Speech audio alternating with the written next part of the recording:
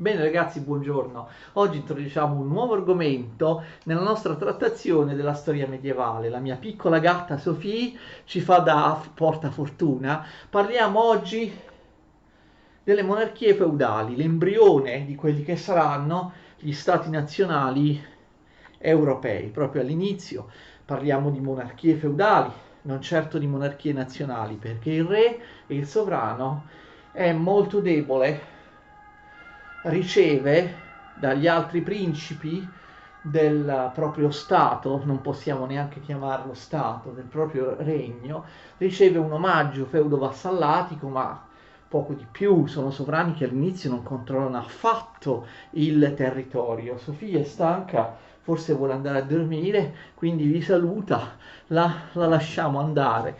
Monarchie feudali, regni feudali con un principe, con un monarca. Che cosa significa?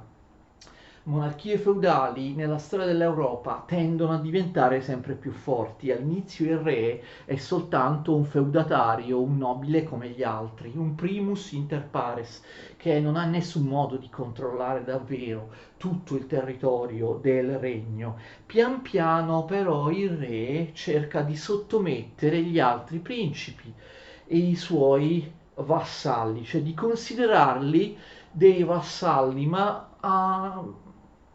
ad un certo punto neanche più dei vassalli, cioè dei sudditi che gli devono obbedienza. Questo è molto difficile perché affinché un re da re feudale possa diventare un re vero e proprio, con un potere, un re nazionale, ci vuole una burocrazia, un'organizzazione, una corte dei ministri, ma soprattutto dei funzionari, dei burocrati che si occupino di tante questioni, sottraendo queste funzioni ai nobili, ai feudatari. Controllare i propri vassalli è molto difficile, bisogna controllarli in campo fiscale. I nobili, gli aristocratici, feudalmente prendono loro le tasse dei contadini, invece il re vuole che le tasse, o almeno una parte, vengano versate allo Stato, alla corte.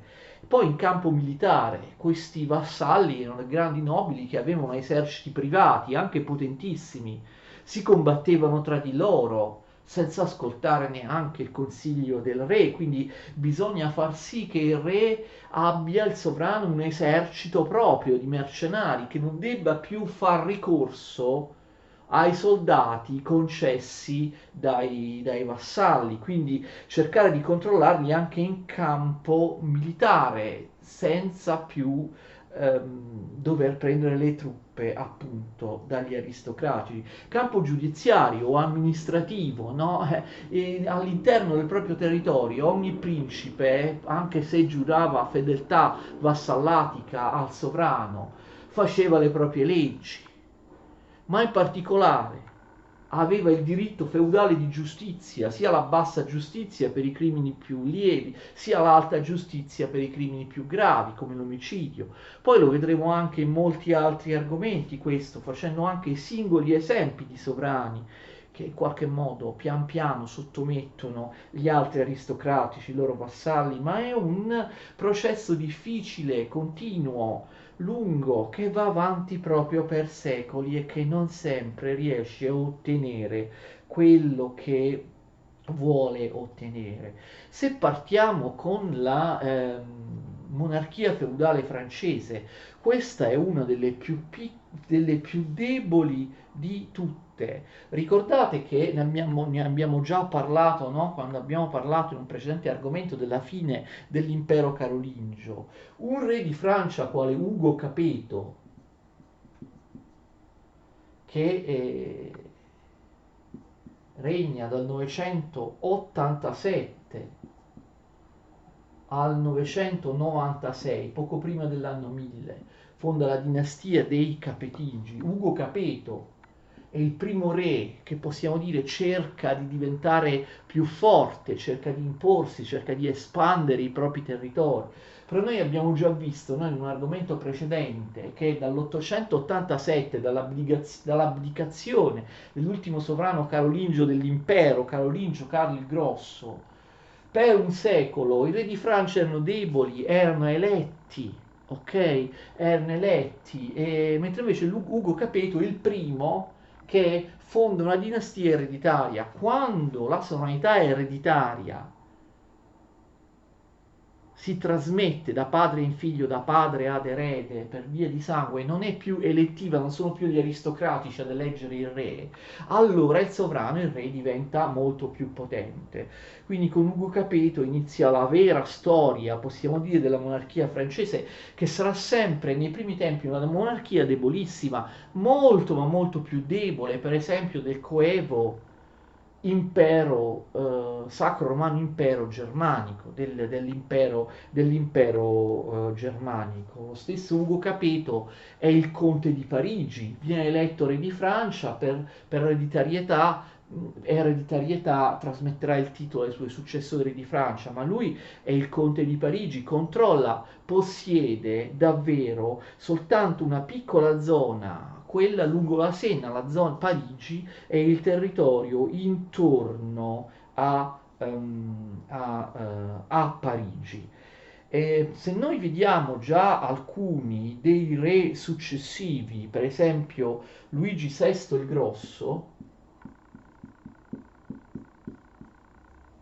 Luigi VI Capeto, detto il Grosso, regna dal 1108 al 1137, ecco già vediamo un re che cerca di rafforzarsi e di espandersi. Luigi VI fonda un'amministrazione centrale con dei ministri, con degli amministratori, dei burocrati e cerca di sottomettere i suoi vassalli. Ci riesce molto poco, però c'è anche da dire che si espande, moltiplica, aumenta del 50% il suo territorio. Oltre alla contea di Parigi, conquista numerosi altri territori nella Francia settentrionale e nella Francia orientale, ma chi si espande enormemente è soprattutto Filippo II Augusto. Filippo II Augusto può essere considerato il creatore della vera monarchia francese, più o meno come ce l'aspettiamo oggi. Filippo II Augusto regna dal 1180 al 1223, d'accordo? Anche lui si espande notevolmente, vedremo in che modo. Il problema è quello che c'è stato tra i due, capite? Quello che c'è stato tra i due. Scusate, ho scritto ovviamente Luigi VI il Grosso dal 1101 al 1137. Carlo VI e Filippo II sono re che si rafforzano, cercano di ottenere un potere reale nei confronti dei vassalli. Il problema è il re debole e incapace che vi è stato in mezzo tra loro due, Luigi VII. Luigi VII in realtà è un incapace. Luigi VII regna per un periodo lunghissimo, dal 1137 fino al 1180, un periodo veramente, veramente lunghissimo. Luigi VII non riesce, a differenza del predecessore e del successore, a rafforzarsi, anzi al contrario. Che cosa succede? Ci sono due territori che rischiano di sganciarsi dalla Francia, li vedremo in una cartina successiva relativi alla Spagna, sia la Provenza sia Tolosa cercano di unirsi alla Catalogna. Cioè il problema molto grave che si verifica durante il regno di Luigi VII è che ci sono territori di lingua francese che non vogliono assolutamente essere sottomessi a Parigi o al re di Francia, di lingua francese, per modo di dire. Naturalmente sto parlando di Provenza e Tolosa, è la lingua d'oca, i territori della lingua d'oca, lo dice il nome stesso, lo sapete, hanno una lingua d'oc, una lingua molto più simile al latino rispetto alla lingua d'Oil del conte di Parigi, cioè della Francia del nord. Quindi c'è, pensate, un pezzo della Francia del sud, la Provenza,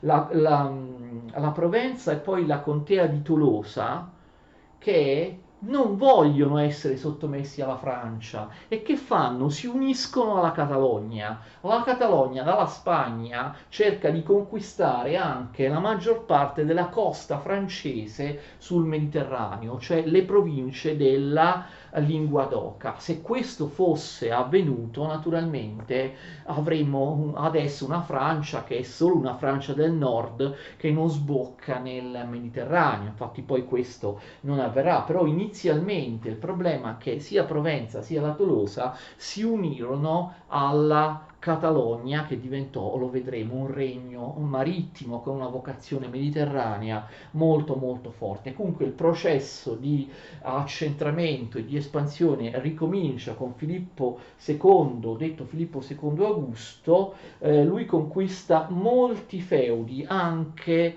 in Inghilterra. Vedremo poi adesso, dopo, con la monarchia feudale francese, inglese, scusate, con la monarchia feudale inglese, di fatto si era creata una situazione in cui l'Inghilterra possedeva tutta la Francia occidentale, tutta la parte ovest della Francia, più del 50% di quello che era allora la Francia. Quindi vedete i problemi del re di Francia. Il re di Francia non possedeva neanche materialmente la Francia, un pezzo di Francia, quella mediterranea, si voleva unire alla Catalogna, al regno spagnolo della Catalogna. Un altro pezzo di Francia, tutto l'ovest, mezza Francia, tutto l'occidente della Francia, si era unita all'Inghilterra. Il re d'Inghilterra si trovava ad essere vassallo del re di Francia, capite? Perché possedeva feudi e enormi territori in Francia. Pur essendo il re d'Inghilterra, come vedremo, molto più forte, molto più potente rispetto al debole re di Francia. E allora vedremo poi come il re d'Inghilterra è riuscito ad acquisire tutti questi territori. Uno di questi, ad esempio la Normandia, i sovrani normanni inglesi, i Plantageneti, li avevano sempre posseduti, no? Posseduta, no? Da dove sono venuti? No? Dalla Normandia, hanno invaso l'Inghilterra partendo dalla Normandia e quindi avevano tantissimi territori. Grazie a tutta una serie di sistemi, ma anche grazie alla importantissima battaglia di Bouvines nelle Fiandre, Bouvines, ora c'è qualche esperto che mi dice si scrive Bouvines, qualche esperto mi dice che si pronuncia Bouvines, d'accordo? Bouvines nelle Fiandre. Il re d'Inghilterra viene sconfitto dal re di Francia Filippo II Augusto, il re d'Inghilterra che viene sconfitto, lo vedremo anche in seguito, è Giovanni senza terra, e quindi Filippo II Augusto, in seguito a questa vittoria con l'Inghilterra, riesce a togliere all'Inghilterra tantissimi territori, il Maine, l'Anjou, il Maine, l'Anjou, il Poitou, la Turenna, d'accordo? La Turenna, riuscì anche a ottenere il protettorato sulla Normandia, da cui gli inglesi erano partiti, come vi ho detto, ma anche un protettorato sulla Bretagna. Quindi molti territori conquistati a seguito di questa battaglia o a seguito anche di altre azioni, di azioni diplomatiche, d'accordo? E quindi aumenta naturalmente enormemente il territorio francese.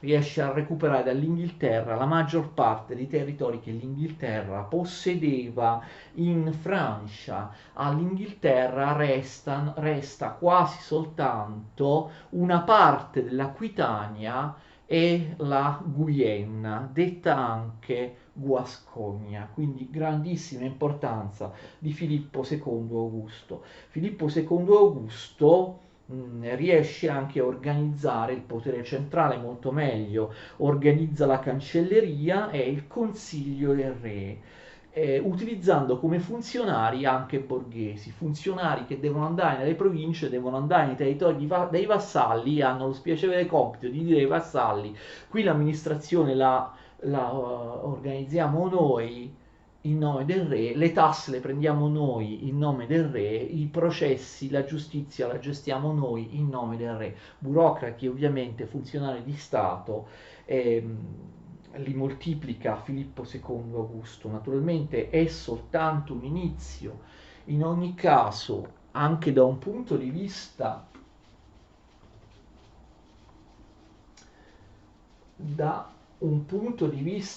prettamente giuridico, il Papa lo aiuta.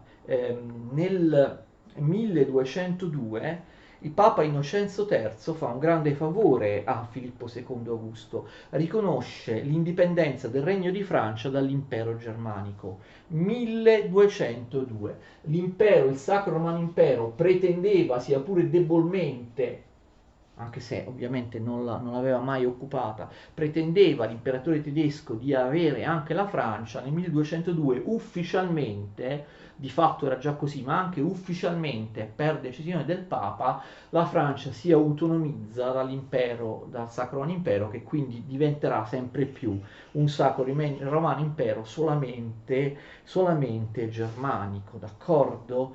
Quindi non è facile, diciamo, questo consolidamento della monarchia francese. Poi arriviamo a un altro re importantissimo, seguiamo quindi lo sviluppo nelle sue aspetti più importanti, non è che possiamo dire tutto della monarchia feudale francese fino a circa al 1300. Questo vale anche per le altre monarchie che vedremo dopo, faremo la storia circa dal 1000 a poi al 1300 circa. Luigi IX, un re anche questo molto importante, regna anche lui per un tempo lunghissimo, e in Francia nei primi secoli ci sono stati alcuni re che hanno regnato veramente per un tempo lunghissimo, dal 1226 al 1272. È il re che caratterizza il XIII secolo in Francia, Luigi IX. Luigi IX viene fatto santo. Con Luigi IX abbiamo la sacralizzazione del potere regio. Luigi IX, una persona molto religiosa che addirittura poi fu canonizzata, fu dichiarata santa questa persona successivamente dalla Chiesa Cattolica. Fa costruire la famosissima Sainte-Chapelle a Parigi, che ancora esiste, un'attrazione turistica oggi, in cui i re vengono incoronati, d'accordo? La Sainte-Chapelle testimonia il potere anche spirituale che il re di Francia pretende di avere. Luigi IX, infatti, come i suoi predecessori, non è certo lui che se l'ha inventato, era un re taumaturgo. I re francesi hanno questa caratteristica fondamentale, essere dei re taumaturghi. Questo ovviamente accentua la loro sacralità. Si sostiene che il re francese abbia dei poteri soprannaturali, capite? E ovviamente sapete cosa sono i taumaturghi? Anche Gesù Cristo lo era, non era solo un taumaturgo, oppure Pitagora nell'antica Grecia. Sono quelli che si suppone curino le malattie imponendo le mani, con il tocco delle mani. Si parlava di tocco reale. Il tocco sacro del re francese guariva dalle malattie, in particolare da una malattia linfatica e della pelle che si chiama scrofola. Si mettevano in fila i cittadini francesi e il re ad uno li toccava. Voi direte, ma è vero che guariscono dalla scrofola? Noi ovviamente possiamo pensare, a meno che non crediamo davvero in queste cose miracolose, soprannaturali, che non sia vero, era una credenza, però un po' tutti ci credevano. Quindi capite, i re francesi, a differenza di sovrani di altre monarchie, erano re che pretendevano di avere poteri soprannaturali forse non sarebbe giusto, poteri spirituali che discendevano direttamente da Dio, come il loro potere era interpretato come dovuto, come donato direttamente da Dio. L'importanza di questo aspetto taumaturgico, taumaturgico del re, d'accordo, del re. Lui amava molto anche le reliquie, si faceva spedire da Costantinopoli tantissime reliquie, poi le mandava in giro in tutta Europa. Lo so, si potrebbe anche ridicolizzare questo, però anche se noi non ci crediamo alle reliquie, moltissime reliquie erano molto discutibili, pezzi della croce di Cristo, la corona di spine, la spina della croce, della corona di Gesù Cristo, naturalmente possiamo dire erano reliquie false, d'accordo, però avevano una loro importanza, questo è quello che ci interessa, avevano la loro importanza, naturalmente, erano importanti per la coesione sociale, per la- l'idea di avere una religione che unisse, che fosse alla base della monarchia, del regno di Francia, naturalmente questa sacralizzazione del potere spinge le persone, i cittadini, le persone semplici o comunque tutti i francesi ad avere ancora più fiducia nei confronti del proprio re, ad avere rispetto e sottomissione nei confronti del proprio re, d'accordo? Perché è un re sacro, un re che... e quindi questo conta molto. Quindi lui si faceva arrivare molte reliquie e quindi anche portava, le donava anche ai sovrani stranieri, anche in Italia, eccetera, venivano messe nelle chiese, era un collezionatore di reliquie. Allora, quindi anche lui rafforza, consolida l'amministrazione, cerca di rendere più potente la monarchia. Essendo lui un un ottimo cristiano, molto devoto, lui porterà avanti anche due crociate, d'accordo? Le ultime due crociate, abbiamo visto che le ultime crociate sono inutili, nel 1248 muoverà contro l'Egitto, nel 1270 muoverà contro la Tunisia, tutte cose completamente inutili e comunque ovviamente gli serviranno per essere considerato. Parliamo dunque ora della monarchia inglese, sin dall'inizio molto, ma molto più forte rispetto alla monarchia francese. L'Inghilterra era stata più volte invasa dai vichinghi, per secoli, insomma, era stata esposta alle scorrerie e alla distruzione dei vichinghi. Ricordate che l'Inghilterra fu anche conquistata dal vichingo Knut il Grande, ne abbiamo parlato in un'altra lezione. Dopo la morte di Knut il Grande ritornarono i re anglosassoni in Inghilterra, tra cui Edoardo il Confessore. Edoardo il Confessore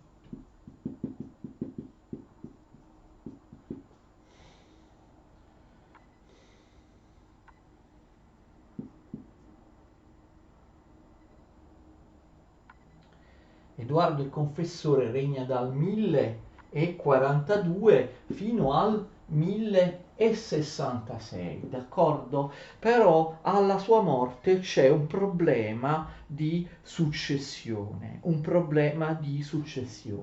1066.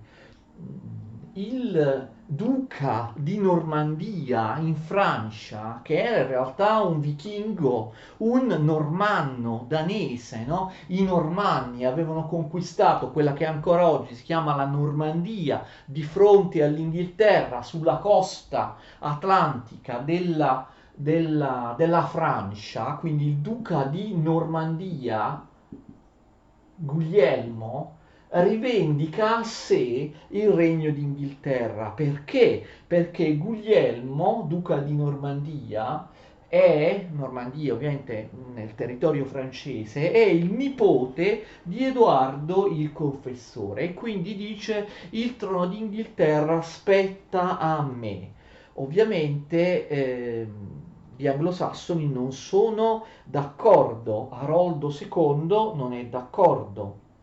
Aroldo II, anglosassone, non è d'accordo con le pretese di Guglielmo. Guglielmo però sbarca in Inghilterra dalla Normandia con i suoi normanni, con il suo esercito e in una sola battaglia, la famosa battaglia di Hastings, 1066 Hastings, conquista l'Inghilterra. Quindi gli anglosassoni devono cedere il passo, devono cedere il trono d'Inghilterra ai normanni appunto venuti dalla Normandia francese. Loro però non erano propriamente francesi, questi normanni, bensì questi normanni francesi però erano appunto normanni, erano appunto vichinghi danesi che erano originari della Danimarca, anche se ormai si erano sedentarizzati in Normandia e parlavano ovviamente il il francese, d'accordo? E allora, sin da subito, la monarchia normanna in Inghilterra è una monarchia piuttosto forte, con un'organizzazione, una centralizzazione forte, che dà al re molte funzioni, molti poteri. Plantageneti finirono per chiamarsi questi normanni che erano diventati re di Inghilterra. Il feudalesimo era meno forte in Inghilterra rispetto alla Francia e in altri posti, e quindi il re sin da subito ha grandi poteri. Pensate che nel 1086, poco prima, no, di morire, Guglielmo il Conquistatore, unico caso nell'Europa medievale dell'epoca, fa dei censimenti molto precisi, ne viene fuori un catasto, d'accordo? Ne viene fuori un catasto, una registrazione fedele. Sapete che cos'è un catasto? Una registrazione fedele non solo del censimento della popolazione, e noi sappiamo, unico caso nel Medioevo, quanti erano gli inglesi, quanto ammontava la popolazione, ma sappiamo anche ogni famiglia, ogni persona che cosa possedeva in termini di terre, di beni materiali, d'accordo, di beni, anche beni immobili e beni immobili e beni immobili. Neppure un bue, neppure un maiale, si disse all'epoca, riuscì a sfuggire a questo catasto del 1086, che fu così implacabile che venne chiamato con tipico umorismo inglese Doomsday Book.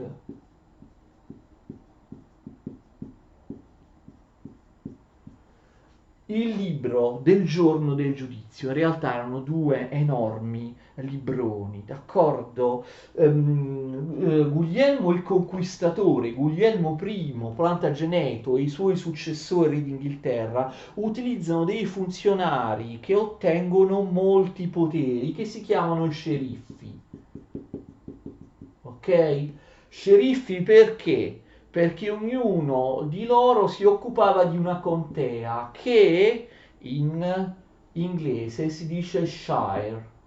Si dice shire quando è contea, è solo il termine shire. Quando è accoppiato ad un nome, però si dice shire, per esempio Oxfordshire, Yorkshire, Lancashire, d'accordo? Da solo questo termine contea si dice shire. Quindi gli sceriffi sono quelli delle shires e hanno dei grandi poteri da un punto di vista fiscale e giuridico, d'accordo? Loro riscuotono le tasse, le amministrano, loro, gli sceriffi, giudicano come magistrati. Ricordate per esempio la storia, abbiano fatto anche dei cartoni animati, no? Dei film, tantissimi, la storia di Robin Hood. Robin Hood difende i poveri cittadini che vengono tormentati da chi? Dallo sceriffo. Lo sceriffo, ricordate, vuole che paghino delle tasse che per quei poveretti sono troppo alte. Quindi attenzione, anche se ricordate la storia di Robin Hood, vedete che a differenza di molti altri paesi europei, a chi dovevano pagare le tasse i contadini, i cittadini inglesi? Non all'aristocratico, non al vassallo, al signore, al nobile del luogo, ma allo Stato. C'è lo sceriffo, era un funzionario dello Stato che dipendeva dal re d'Inghilterra, non era il nobile, l'aristocratico che aveva come privilegio feudale quello di riscuotere le tasse, d'accordo? Era il funzionario del re. Infatti chi era il re, King John, re Giovanni, è il re che attraverso gli sceriffi inizia a vessare con delle tasse troppo alte i cittadini e viene difeso da i quali vengono difesi contro il re, contro i suoi funzionari sceriffi, da Robin Hood. Il rafforzamento del regno viene portato avanti da alcuni successori di Guglielmo I il Conquistatore, cioè Guglielmo II Plantageneto, che regna dal 1087 al 1110, ed Enrico I Plantageneto, che regna dal 1110 al 1135. Questi sono due re d'Inghilterra molto importanti, due successori del primo di colui che ha inaugurato la dinastia dei Plantageneti, Guglielmo I, il normanno, detto il Conquistatore. Questi due sovrani consolidano il regno, utilizzano sempre più sceriffi, aumentano sempre di più il proprio potere, d'accordo? Il proprio potere.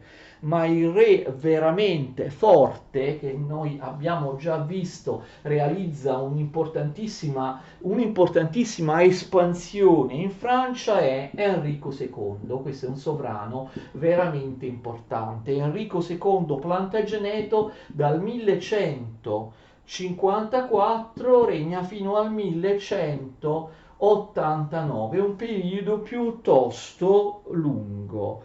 Enrico II Plantageneto utilizza benissimo aumenta ancora di più il potere del sovrano, utilizza benissimo i funzionari, controlla la monarchia inglese, è una delle più forti d'Europa, una di quelle dove il re ha maggiore potere insieme a quella dei Normanni, guarda caso sempre Normanni, che vedremo in seguito nell'Italia meridionale. Le monarchie normanne sono delle monarchie forti, quindi lui sposa Eleonora d'Aquitania,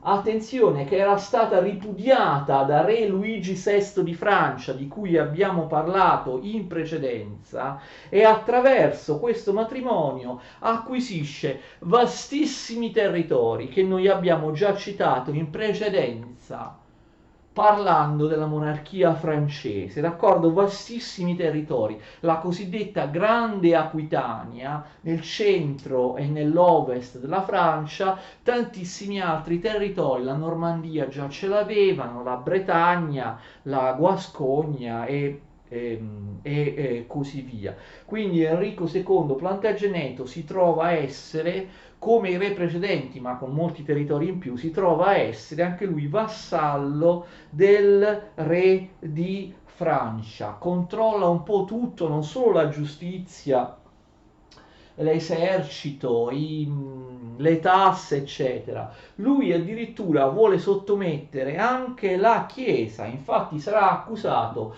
di aver ucciso l'arcivescovo di Canterbury, il capo della Chiesa cattolica inglese, l'arcivescovo di Canterbury, Thomas Becket, peraltro facendolo uccidere all'interno della cattedrale.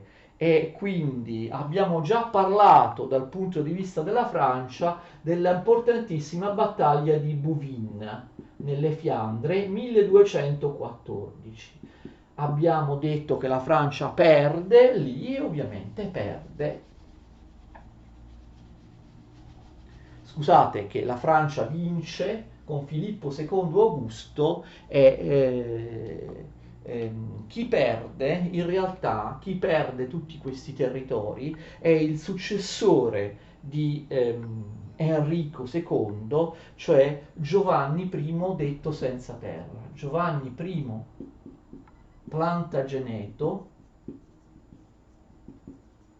detto il senza terra. Abbiamo già visto dal punto di vista della monarchia francese che lui viene sconfitto da Filippo II Augusto.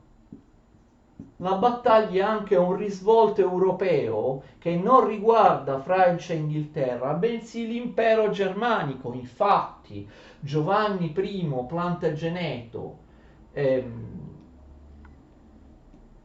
Giovanni I senza terra, che perde questa battaglia, è alleato con Ottone di Brunswick.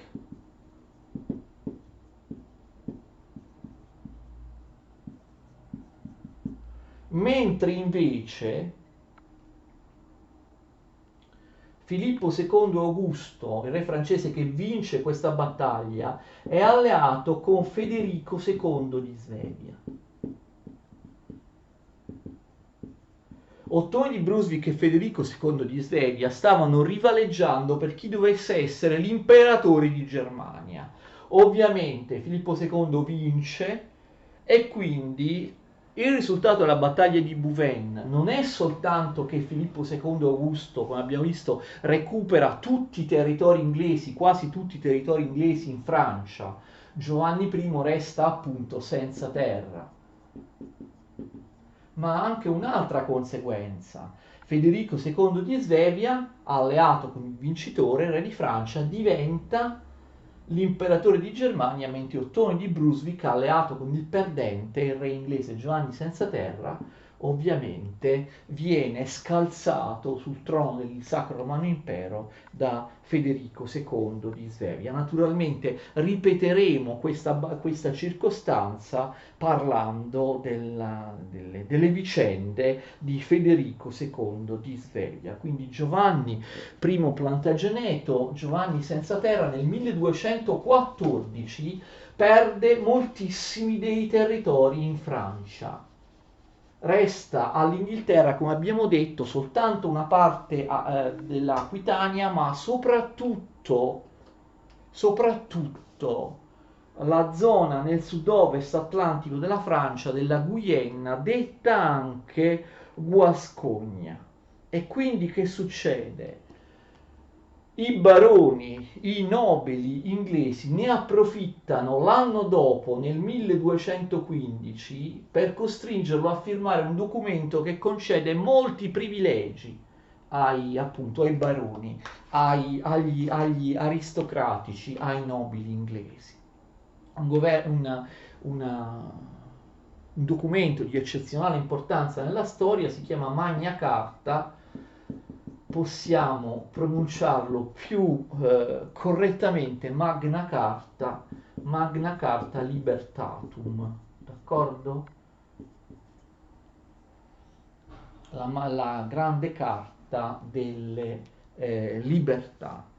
Allora, quindi vedete che gli aristocratici inglesi, chiamati baroni, erano stati sottomessi, erano stati schiacciati dai re precedenti, e invece con un re debole e poi anche screditato dalla sconfitta di Bouvines come Giovanni senza terra, riescono a rialzare la testa e a ottenere una parte del potere del sovrano all'interno di questa importantissima Magna Carta. Forse si è esagerato da parte di tutti, anche degli storici, nel considerare la Magna Carta un documento fondamentale alla base della nascita, dell'affermazione della monarchia, scusate, della nascita, dell'affermazione della democrazia moderna, d'accordo? Della democrazia moderna, della democrazia parlamentare, della democrazia con i diritti civili, della democrazia basata sulla divisione dei poteri e non sull'idea di sovrano assoluto. Siccome sarà, non c'è dubbio su questo, non esiste discussione, sarà l'Inghilterra nel 600 a inventare la democrazia parlamentare moderna che conosciamo tutti oggi, la cosiddetta democrazia parlamentare, allora si è voluto trovare alla base dell'invenzione tipicamente inglese della democrazia moderna, della democrazia parlamentare, con i diritti dei cittadini, con la divisione dei poteri, si è voluto trovare alla base di quello che avverrà nel 600 la Magna Carta, addirittura nel Medioevo nel 1215. Secondo molti si è esagerato. D'altra parte, se si tratta di un documento storico che avvia la formazione della democrazia moderna, di certo né il re che firma con una X perché non sa scrivere, è completamente analfabeta, Giovanni Senza Terra. Andati a vedere l'originale della Magna Carta, si trova a Euston Road, nella New British Library, nella biblioteca britannica. Né il re né i cosiddetti baroni, i nobili che gli strappano questi privilegi avrebbero mai immaginato di voler costruire uno Stato giusto, uno Stato libero, una democrazia, di voler dare diritti a tutti, eccetera. Si tratta semplicemente dell'esito dello scontro tra privilegiati, tra il re e i baroni, i nobili inglesi, e questo documento fornisce dei privilegi ai nobili inglesi. Tuttavia questi privilegi sono molto significativi, tolgono potere al re, quindi molti vi hanno visto appunto l'embrione della democrazia moderna, l'inizio comunque dell'edificazione di quello che diventerà la democrazia parlamentare moderna. In particolare ci sono dei privilegi che i baroni hanno in campo giuridico e giudiziario, privilegi che possono essere anche considerati diritti di libertà. C'è scritto infatti che nessuno dei baroni può essere processato se non da un tribunale dei propri pari, d'accordo? Quindi separazione dei poteri, questo implica che i tribunali inglesi non dipendono dal re, non vengono, non prendono il comando del re, ma sono autonomi. Quindi separazione dei poteri, l'autonomia, come si dice oggi, del potere giudiziario. I tribunali devono essere indipendenti dal re.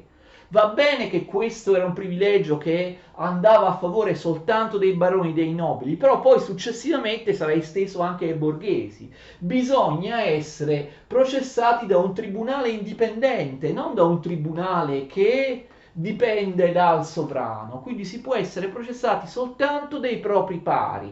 Inoltre ci sono garanzie giuridiche, si dice che non si può essere arrestati, incarcerati, maltrattati o torturati senza un'accusa precisa e senza un processo, una sentenza che siano veloci, che siano celeri. Quindi delle garanzie giudiziarie che somigliano molto oggi ai diritti dell'imputato e che si trasformeranno in un documento successivo nell'habeas corpus, nelle garanzie dell'imputato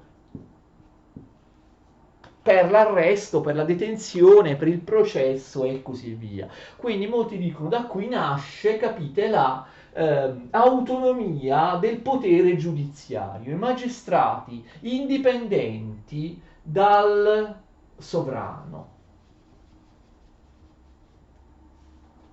E poi ci sarebbe anche una divisione del potere politico, perché questa Magna Carta dà questi privilegi ai nobili, no?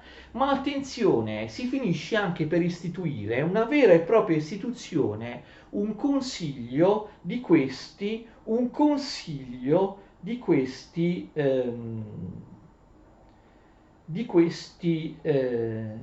nobili, d'accordo? Un consiglio di questi nobili.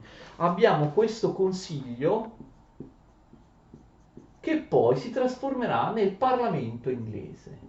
All'inizio vi entrano soltanto appunto i grandi aristocratici, ma poi dopo non sarà, d'accordo, non sarà così, non sarà così. Si chiama Consiglio Comune del Regno, ma poi sarà chiamato Parlamento. Il punto è proprio questo, la Magna Carta non è importante tanto e solo per le cose che sono all'interno di essa, ma per il processo successivo che avvierà. Cioè la Magna Carta inizialmente limita i poteri del re solo a favore dei nobili, ma poi successivamente queste limitazioni varranno anche per i borghesi, che quindi usufruiranno dei privilegi che all'inizio solo i nobili hanno strappato al sovrano debole con questo documento, d'accordo? Perché poi appunto la Magna Carta non va vista nella sua importanza soltanto in sé per sé, deve essere vista anche nel corso successivo della storia, quando viene più volte modificata, più volte emendata, per dare sempre maggior potere al Parlamento, d'accordo? All'inizio in questo Parlamento sedevano soltanto i peers, i pari, i nobili. Poi Enrico III emenda ben 3 volte, la riscrive, la modifica, la Magna Carta. Enrico III regna dal 1216 al 1272, modifica ben 3 volte la Magna Carta in modo tale da allargare il Parlamento anche alla piccola nobiltà e alla borghesia, non più soltanto la grande nobiltà, d'accordo? Quindi questi diritti civili, no, vengono estesi anche ai borghesi. Per esempio abbiamo visto i diritti nel caso di processi, no, i diritti di tipo giudiziario, e poi questo Parlamento comincia a occuparsi delle leggi, quindi vedete altra divisione dei poteri che arriverà fino a oggi, l'idea che l'esecutivo, il re, non so, i suoi ministri comandano, ma il Parlamento diventa il legislativo, si occupa delle leggi. In particolare il Parlamento inizia ad arrogarsi il potere di avere diritto di legiferare, di intervenire in materia fiscale, cioè quando parliamo di tasse. Infatti Edoardo I, re successivo, Edoardo I Plantageneto, dal 1272 al 1307 deve emendare nuovamente la Magna Carta e vi sarà scritto che nessuna tassa straordinaria può essere approvata senza il Parlamento. Nessuna tassa straordinaria può esistere, può essere promulgata senza l'approvazione del Parlamento. Quindi il Parlamento nel corso del tempo inizia a prendere sempre più poteri, fino a che nel 1340 andiamo un attimo al di là del limite che ci siamo prefissi in questo argomento, abbiamo detto dal 1000 al 1300 circa, in questo caso andiamo un attimo avanti. Edoardo III, di cui parleremo ovviamente anche in altri argomenti, lezioni successive, rende il Parlamento bicamerale, non soltanto la Camera dei Lords, che vengono nominati dal re o sono ereditari, ma anche la Camera dei Comuni, dei Commons. In fondo ancora adesso si chiamano così 2 rami dell'attuale Parlamento inglese, che ora è diventato ovviamente il Parlamento del Regno Unito di Gran Bretagna e Irlanda del Nord. E quindi ci sono anche la Camera dei Comuni, non la Camera Alta, il nostro Senato, la Camera dei Lord, ma la Camera dei Comuni, dei Commons. Vi sono anche borghesi, e non solo, la Camera dei Comuni inizia a essere eletta democraticamente, inizia a essere eletta, d'accordo, con delle votazioni democratiche, anche se votavano in pochissimi, d'accordo, il suffragio era ristretto. Comunque grandissima importanza della Magna Carta e grandissima importanza della Magna Carta. Quindi ho cercato di spiegarvi questo, per quanto uno possa giudicare sulla Magna Carta, qualunque cosa ognuno pensi, Ok, è vero che la Magna Carta in sé per sé certo non fonda la democrazia moderna, però dobbiamo considerare come la Magna Carta si evolve nel corso della storia e io vi ho detto, insomma, come si evolve nei primi secoli. La Magna Carta è l'inizio della divisione del potere, è l'inizio di un processo in cui il re d'Inghilterra deve devolvere al Parlamento il potere di fare delle leggi, soprattutto in materia fiscale di tasse, e deve accettare che vi siano dei tribunali, dei giudici indipendenti da sé. Quindi questo è estremamente importante. Nessun Parlamento nei regni europei aveva tanto potere rispetto al Parlamento inglese, e anche se questo potere poi fu schiacciato nell'epoca dei Tudor, vedremo che il Parlamento inglese darà prova del suo grande potere in alcuni episodi durante la guerra dei cent'anni.